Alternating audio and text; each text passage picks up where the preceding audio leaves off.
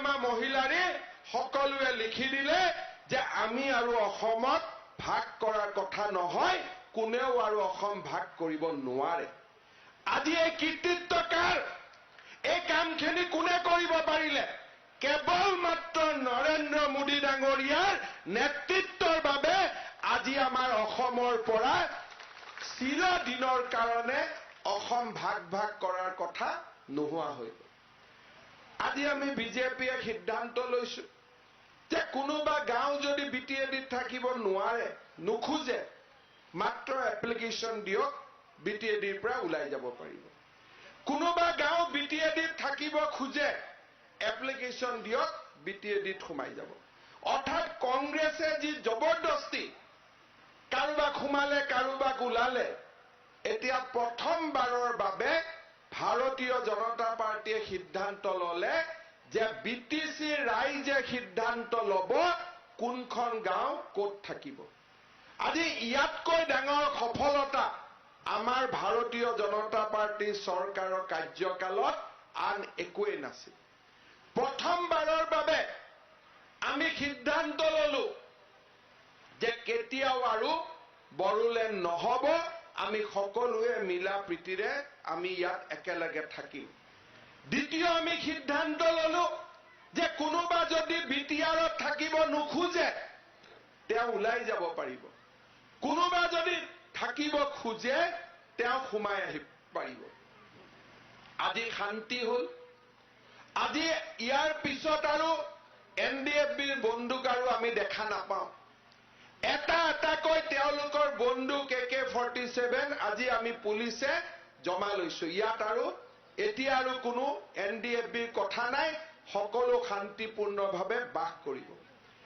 আজি বিটিএডি অঞ্চলত, বিটিআৰ অঞ্চলত আমি এটা পৰিৱেশ নিৰ্মাণ কৰিলো যে ৰাতিৰ আন্ধাৰৰ পিছত এতিয়া বিটিএডিত সূৰুজৰ পোহৰ আহিব, উন্নয়নৰ পোহৰ আহিব, নতুন দিগন্ত আহিব।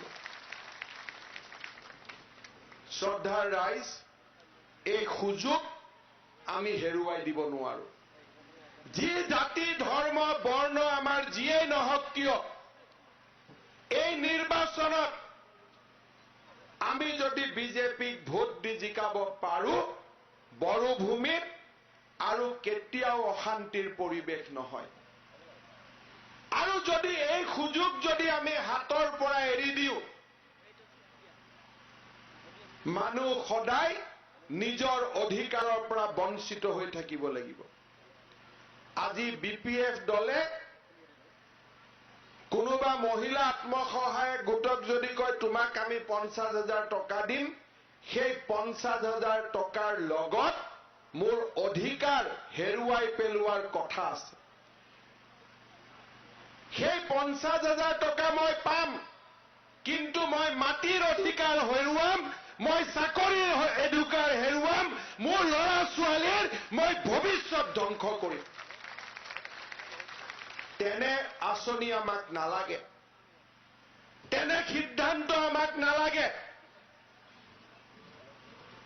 তেনে সমাজ আমাক নালাগে। আমাক এখন সমাজ লাগে য'ত ভাৰতীয় জনতা পাৰ্টীয়ে টেটত যেনেকে নিযুক্তি দিছে, ভাৰতীয় জনতা পাৰ্টীয়ে যেনেকে প্ৰত্যেকজন বৃদ্ধ ব্যক্তিক অসমত বৃদ্ধ পেঞ্চন দিছে, ভাৰতীয় জনতা পাৰ্টীয়ে যেনেকে অৰুণোদয়ৰ দৰে আঁচনিৰে দুখীয়া মহিলা, বিধৱা মহিলাক 830 টকাকৈ মাহত দিয়াৰ সিদ্ধান্ত লৈছে, তেনে এখন নিৰ্মল সমাজ বিটিচি অঞ্চলত আহিব লাগে। তেনে এক উন্নয়নৰ প্ৰক্ৰিয়া আমাৰ এই সমাজত আহিব লাগে। আজি আৰু বিটিচি অঞ্চলত কোনেও আৰু BPF কৰি লাভ নাই। BPFৰ সেই স্বজনতোষণৰ নীতি, আমাৰ মাজত ভাগ ভাগ কৰি বিটিচিক শাসন কৰাৰ নীতি, সেই সময় পাহৰি গ'ল, সেই সময় পাৰ হৈ গ'ল। কোনোবা মানুহে যদি কয় আমাৰ ভয় লাগে, আমাৰ নিৰাপত্তাৰ অনুভৱ আছে, মই আপোনালোকক কৈছো দিল্লীত নৰেন্দ্ৰ মোদী আছে, দিছপুৰত বিজেপি আছে কোনেও গাৰ চুলিৰ নমেডাল কাকো লৰাব নোৱাৰে মই আপোনালোকক আজি আশ্বাস দিছো কোনে গাৰ নো মেডাল চুৱে চাওক এতিয়া নাম নো মেডাল চুই দেখাওক এই দিন পাৰ হৈ গল নৰেন্দ্ৰ মোদীয়ে শান্তি আনিলে বিটিআৰত শান্তি আনিলে এতিয়া আমি সকলোৱে সমান অধিকাৰৰ সৈতে আমি গৌৰৱেৰে আৰু মূৰ থিয় কৰি আমি ইয়াত জীয়াই থকা শিকিব লাগিব মূৰ তল কৰি নহয় মূৰ ওপৰ কৰি জীয়াই থকা আমি শিকিব লাগিব আৰু শ্ৰদ্ধাৰ ৰাইজ তাৰ বাবে আমি পৰিৱৰ্তনৰ সপক্ষে ভোট দিব লাগিব আমি বিজেপি দলৰ চৰকাৰ আমি কোকৰাঝাৰত স্থাপন কৰিব লাগিব এখন ৰেল দিল্লীৰ এটা ইঞ্জিন দিছপুৰত এটা ইঞ্জিন ৰেলখন টানি লৈ গৈ আছে বিজেপিৰ ইঞ্জিন আৰু কোকৰাঝাৰতো যদি বিজেপিৰ ইঞ্জিন লাগি যায় সেই ৰেলখন সুপাৰ ফাষ্ট দৌৰিব উন্নতিৰ পিছত আমাৰ ইয়ালৈ উন্নতি আহিব 15 ডিচেম্বৰত বিটিচিৰ নিৰ্বাচন শেষ হৈ যাব 15ৰ পৰা ফেব্ৰুৱাৰী মাত্ৰ এটা ডেৰটা মাহৰ ভিতৰত আমি এই মাজবাট সমষ্টিৰ 16,000 পৰিয়ালক এটা দুটা নহয় 16,000 পৰিয়ালক আমি অৰুণোদয় আঁচনিৰ সৈতে জড়িত কৰিম প্ৰতি মাহে 830 টকাকৈ বেংকৰ একাউণ্টত সোমাব 22 ডিচেম্বৰত বাকী অসমৰ মানুহে পাব আৰু 22 জানুৱাৰীৰ ভিতৰত আমাৰ বিটিচি অঞ্চলৰ ৰাইজে অৰুণোদয় আঁচনিৰ সুবিধা পাব স্বয়ং আঁচনিৰ জৰিয়তে ডেকা ল'ৰাসকলক আমি জড়িত কৰিম আৰু মহিলা আই মাতৃসকলে কনকলতা মহিলা সবলীকৰণ আঁচনিৰ জৰিয়তে 25,000ৰ পৰা 50,000 টকাৰ আত্মসহায়ক গোটৰ আঁচনি পাব ইয়াৰ প্ৰতিখন চাহ বাগিচাৰ ৰাস্তা আমি এমাহৰ ভিতৰত পুনৰ নিৰ্মাণ কৰিম মাজবাট সমষ্টিৰ গাঁৱৰ ৰাস্তা আমি পুনৰ নিৰ্মাণ কৰিম মাত্ৰ এটা মাহ মই সময় লৈছো 15 বছৰ বিপিএফৰ নেতৃত্বত যি কাম নহল 45 দিন 15 ডিচেম্বৰৰ পৰা 15 জানুৱাৰী 30 জানুৱাৰীৰ ভিতৰত আমি ইয়াত থাকিম আৰু একে উন্নতি তাতকৈ বেছি উন্নতি আমি আপোনালোকৰ চকুৰ সন্মুখত কৰি দেখুৱাম আজি বঞ্চনাৰ ইতিহাস পাৰ হৈ গল আমি আৰু ব্ৰইলাৰ মুৰ্গী নহয় ইলেকশ্যনৰ সময়ত আমাক খুৱাব পিছত কাটি বজাৰত বিক্ৰী কৰি দিব হে আৰু আমি ব্ৰইলাৰ মুৰ্গী হবৰ কাৰণে আমি আৰু মানি নলওঁ হম নেকি কোনবা আৰু ব্ৰইলাৰ মুৰ্গী হম নেকি ব্ৰইলাৰ মুৰ্গী আৰু ভয় তই নকৰিব দেই আপোনালোকো এখন দেশৰে নাগৰিক আপোনালোকৰ ইয়াত অধিকাৰ আছে ভয় তই নাই দেই কোনো ভয় তই নাই একদম ভয় নামে নলব সাহসেৰে থাকিম আৰু সাহসেৰে আমি ইলেকশ্যন জিকিম ভয় কথাই হ'ব নোৱাৰে ইয়াতে আমি যিসকল আমি 6 শিডিউলৰ ভিতৰত আছো গোৰ্খা হওক অসমীয়া হওক আদিবাসী হওক আমি মাটি কিনিব পাব লাগিব মাটি বিক্ৰীও কৰিব লাগিব আমি যদি সাৰ্কুল অফিচত যাওঁ আমাৰ মাটি কিনা বেচা 15 দিনৰ ভিতৰত ৰেজিষ্টাৰ কৰি দিবই লাগিব এদিন নাই আৰু আমি নিয়মৰ বাহিৰত নাযাওঁ আমি গুৱাহাটীৰ মানুহক ইয়াত মাটি নিদিওঁ কিন্তু যদি মাজবাটৰ আদিবাসী মানুহ এজনে আদিবাসীক বিক্ৰী কৰে গোৰ্খা মানুহ এজনে যদি গোৰ্খা মানুহক মাটি বিক্ৰী কৰে ৰেজিষ্ট্ৰেচন কৰিব নিদিম এই কথা হ'ব নোৱাৰে সকলোকে সমান অধিকাৰ দিবই লাগিব আৰু বিটিচি অঞ্চলত মই যদি দোকান এখন খুলিব খুজো মই দোকান এখন খুলিব পাব লাগিব মই যদি পিডব্লিউডি অফিচত ঠিকা কৰিব খুজো মই ঠিকা কৰিব পাব লাগিব আৰু মোৰ যদি অধিকাৰ আনে যি অধিকাৰ পায় সিমান অধিকাৰ আমিও পাব লাগিব। আমি বেছি বিচৰা নাই, আমাক বেছি নালাগে, কিন্তু একে অধিকাৰ সমান অধিকাৰ আমাৰ প্ৰাপ্য আৰু এই অধিকাৰ আমি পাব লাগিব। ভাৰতীয় জনতা পাৰ্টীয়ে আমি সংকল্প লৈছো আৰু মই আপোনালোকক ব্যক্তিগতভাৱে গ্যাৰেণ্টি দিছো যে বিটিচিত আৰু অন্যায় অবিচাৰ সহ্য কৰা নহব। যি হল হৈ গল আৰু নতুনকৈ এই কাম কৰিব পৰা নাযাব। 1000 কোটি টকা আমি দিছিল। আমাৰ চৰকাৰৰ দিনত 1000 কোটি টকা দিছিলো যে বিটিচিত উন্নয়ন হওক, ৰাস্তা ঘাট হওক। মোক কৈছে দাদা ৰাস্তা নাই, দাদা আমি মাটি কিনিব নাপাওঁ। আৰে ভোট কাৰ লৈ জিকি আছিলে ইমান দিন? কাৰ ভোট লৈ জিকি আছিলে? জিকিব আমাৰ ভোট লৈ। আছে নহয় যে বহুত ল'ৰা আছে, ছোৱালীৰ ঘৰে ডক্টৰো পঢ়াই দিয়ে, মৰম কৰি পিজিও পঢ়াই দিয়ে। ডক্টৰ হোৱাৰ পিছত গাঁৱৰ ছোৱালীজনী পাহৰি গল, টাউনৰ ছোৱালীজনী বিয়া কৰাই লৈ আহিলে। আমাৰ ককা দেউতা নাতি হাতীত এনেকুৱা চিন আছিলে, হয় নহয়?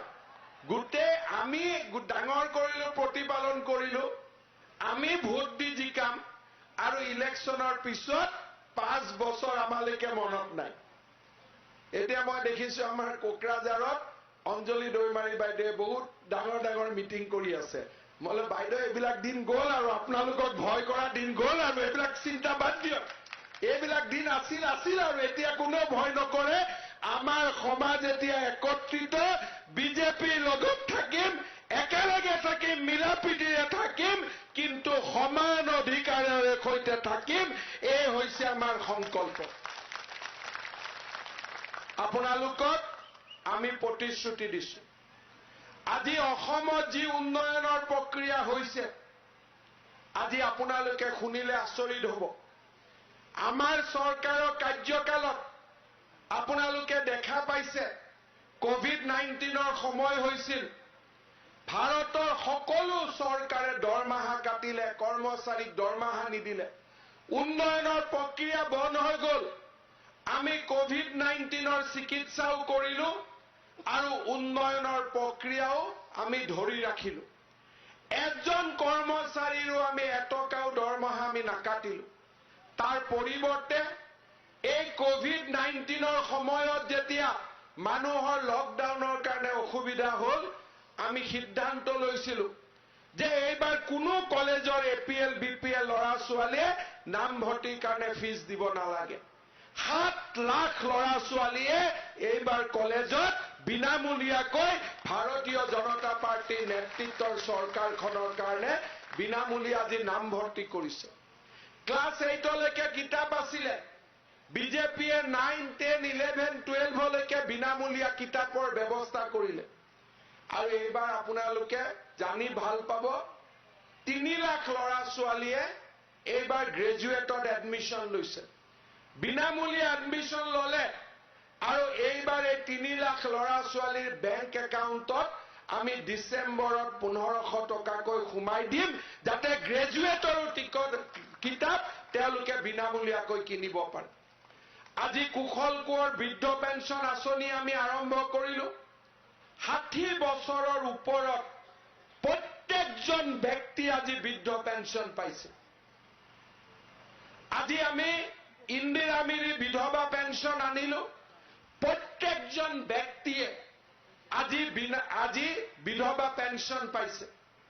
কনকলতা মহিলা সবলীকৰণ আঁচনিৰ অধীনত 1.5 লাখ মহিলা আত্মসহায়ক গোটে 25,000 পৰা 50,000 টকাৰ সাহায্য পাইছে। অটল অমৃত অভিযান, আয়ুষ্মান ভাৰতৰ জৰিয়তে আজি কেঞ্চাৰ, কিডনি এই গোটেই চিকিৎসা পদ্ধতি আজি বিনামূলীয়া কৰা হৈছে। 2 লাখ টকালৈকে ৰাইজে আজি কোনো ধৰণৰ টকা পইচা দিব নালাগে। আমি অৰুন্ধতী আঁচনি আনিলো। এতিয়া যদি ছোৱালীৰ বিয়া হয় আৰু বিয়াখন যদি মাত্ৰ ৰেজিষ্টাৰ কৰে, 1 তোলা সোণ চৰকাৰে বিনামূলীয়াকৈ কিনিবৰ বাবে একাউণ্টত 40,000কৈ টকা দিয়া আৰম্ভ কৰিছে। আজি আমি অৰুণোদয় আঁচনিৰ জৰিয়তে 20 লাখ পৰিয়ালক মাহত 830 টকাকৈ 400 টকা মেডিকেলৰ খৰচ, দালি আধা দামত কিনিবৰ কাৰণে, চেনি আধা দামত কিনিবৰ কাৰণে 830 টকাকৈ মাহত দিয়াৰ আমি সিদ্ধান্ত লৈছো। আজি আমাৰ চৰকাৰৰ দিনত চাহ বাগিচাৰ লাইনত আমি পকী ৰাস্তা বনালো। আজি চাহ বাগিচাৰ শ্ৰমিকৰ 7 লাখ বেংক একাউণ্টত 5,000 টকাকৈ আমি জমা দিলো। ডিচেম্বৰ মাহত আৰু 30,000কৈ টকা জমা দিবৰ বাবে আমি সিদ্ধান্ত লৈছো। আজি বিনামূলীয়া ইলেক্ট্ৰিচিটি হল। আৰু আপোনালোকে নিজে জানে যে আজি ভাৰতীয় জনতা পাৰ্টিৰ চৰকাৰখনৰ নেতৃত্বত ঘৰত আজি আমি বিনামূলীয়াকৈ চাউল পোৱাৰ আমি আজি সম্পূৰ্ণ অধিকাৰ আমি লাভ কৰিছো। আজি মোক ৰাইজে কৈছে যে বিটিএডি অঞ্চলত আমি পুৰা চাউল নাপাওঁ, চাউল কাটি ৰাখে অলপ, হয় নহয়? হয়নে? চৰকাৰে দিছে বিনামূলীয়া 35 কেজি চাউল, কিন্তু দিওঁতে চাউলটো কাটি কাটি ৰাখে। বিজেপিৰ চৰকাৰ আহত 35ৰ 35 দিব লাগিব, 34 কেজি দিলেও নহব। আজি এই ধৰণৰ বিজেপি মোদী ডাঙৰীয়া আৰু দিছপুৰৰ পৰা আমি দিয়া আঁচনিও ইয়াতে অলপ অলপ কাটিং চলে। তেওঁলোক টেইলৰ হয়, চাৰ্ট হলে কাটিং কৰি চিলাই লয়, আমি যি দিওঁ তাৰ কাটিং কৰি লয়। এইবাৰ আৰু কাটিং ফাটিং নহব, পুৰা দিব লাগিব।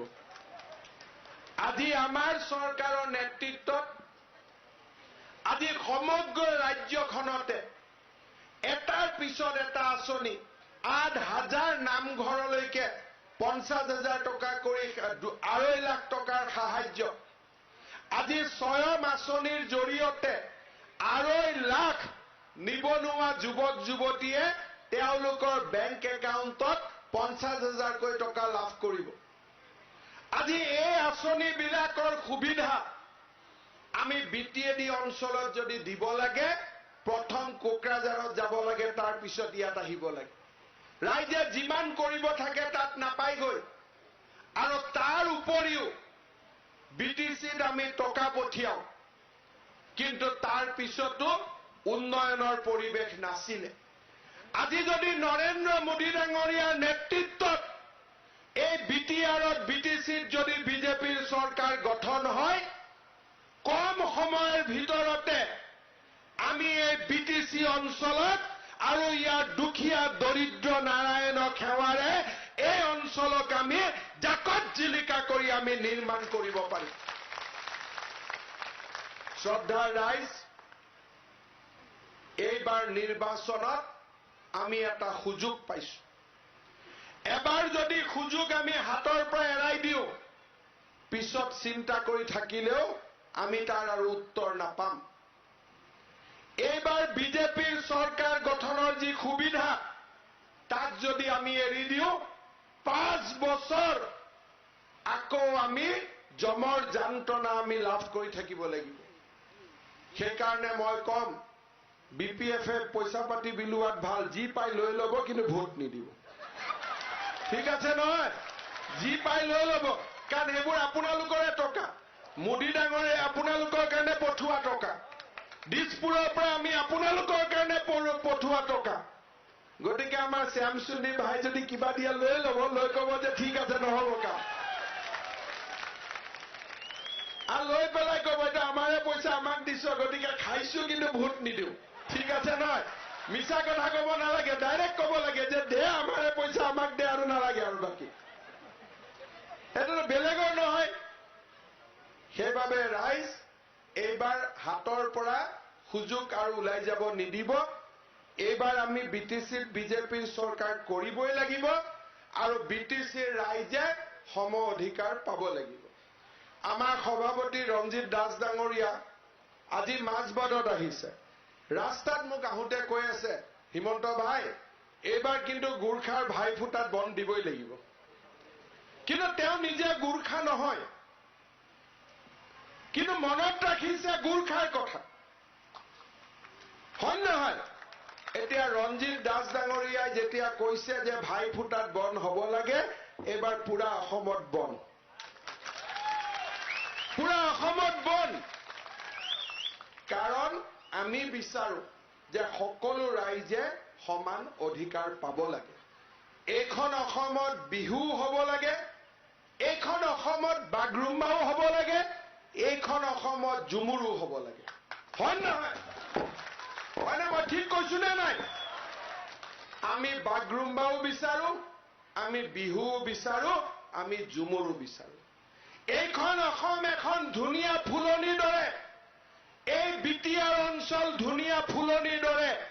ইয়াত আদিবাসীসকলৰ পৰা আৰম্ভ কৰি চাহ জনজাতিৰ পৰা, গোৰ্খাৰ পৰা, বামুণ, কলিতা, কোচ, বঙালী, বিহাৰী, যেনেকে বাগিচাত গোলাপ ফুল, নাহৰ ফুল, নাৰ্জী ফুল ফুলি থাকে, আমিও সমানে ফুলি থকাৰ অধিকাৰ আমিও পাব লাগিব।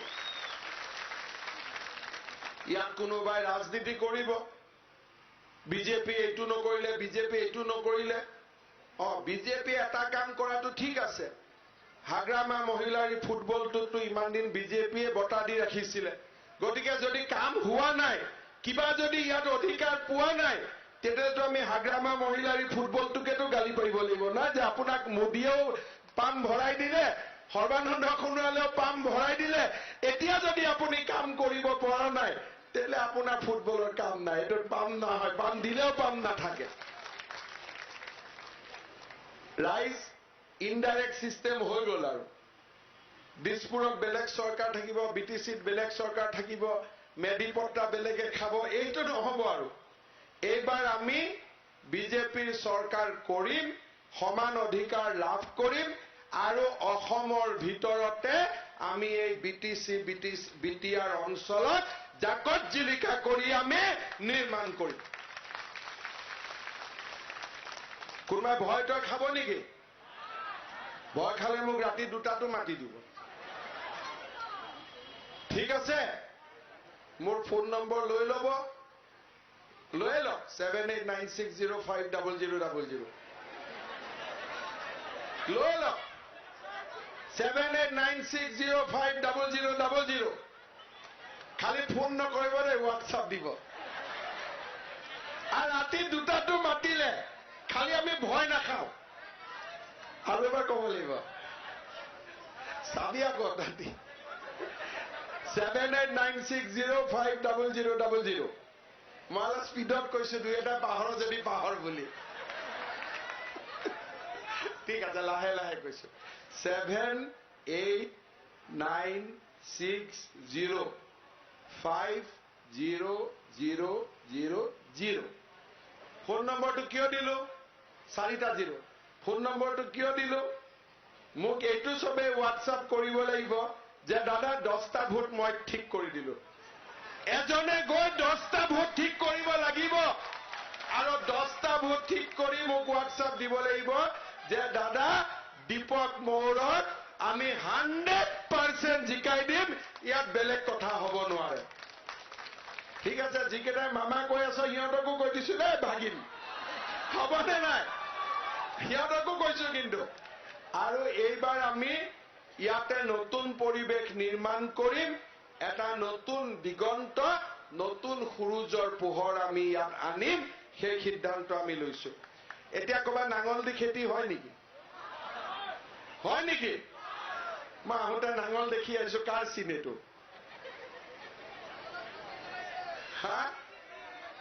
এতিয়া ট্ৰেক্টৰ, এতিয়া এইবিলাক নাঙল ভাঙল কাম নাই আৰু। এতিয়া আমি এডভান্স, আমি আগুৱাই যাম, উন্নতি কৰিম। চাকৰি যদি 10টা ওলাই, আমাৰো তাত ভাগ থাকিব লাগিব। আমাৰ ল'ৰা ছোৱালী কি MA পাছ কৰা নাই? আমাৰ ল'ৰা ছোৱালী কি ইঞ্জিনিয়াৰ হোৱা নাই? সমানে পাব লাগিব। মাকে যেনেকে 5টা ল'ৰাক সমানে মৰম কৰে, 4টা ল'ৰাক সমানে মৰম কৰে, বিটিচিত যি চৰকাৰ বহিব, সি বড়ো, গোৰ্খা, চাহ বাগিচাৰ আদিবাসী, চাহ জনগোষ্ঠী, দাস, কলিতা, বামুণ, আলি, আহমেদ সকলোকে সমানে মৰম কৰিব লাগিব। আৰু এই ধৰণে চৰকাৰখনক আমি মোদীজীয়ে কোৱাৰ দৰে সবকা সাথ, সবকা বিকাশ, সবকা বিশ্বাস, এই নীতিৰে আমি আগুৱাই লৈ যাব লাগিব। বিটিচিত আমি একেলগে সকলোকে আগুৱাই লৈ যাব লাগিব। মাছ ভাতৰ কথা কৈ আছো, কিন্তু ৰৌতাত আমাৰ কষ্ট বসুমতাৰী উঠিছে, কষ্ট বাগলাৰী, হয় নহয়? নামো পুৰা মনত আছে, তাৰমানে ইও জিকিব। মাৰা হাত চাপৰি এটা। ধনশ্ৰীত ৰাধেশ্বৰী বড়ো বাইদেউ জিকিব লাগিব। খালিন্দুৱাৰ অৰ্জুন দৈমাৰী আছে নে নাই? অৰ্জুন অহা নাই? ঠিক আছে। আমাৰ ভৈৰৱকুণ্ড বীৰ দত্ত বসুমতাৰী,